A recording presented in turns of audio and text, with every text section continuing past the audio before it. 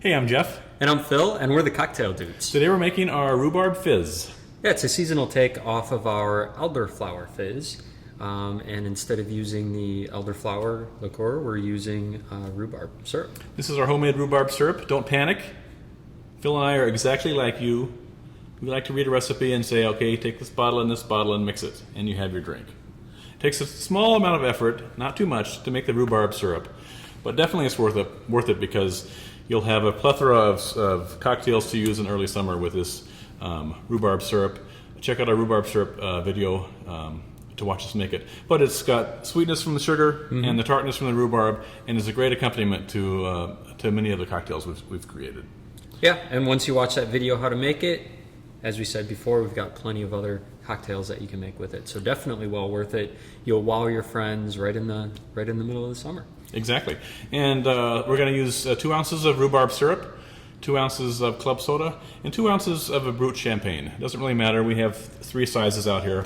We're going to use the small Spanish champagne because we're just making it for the 2 of us. But if you're having a household full that you're serving, use a large bottle. But you want it brut because you want sort of a drier champagne. All right? That'll offset the sweetness of the rhubarb syrup. Okay, 2 ounces of rhubarb syrup. You want to start with the rhubarb syrup because it can be a little bit harder to mix than the elderflower. So what we do is we start with that in the glass, and then once we have that in, we're going to do a hard splash of both the champagne and the club soda. Now, obviously you wouldn't shake this drink because of the fizziness that's both in the champagne and the club soda. I would love to see that.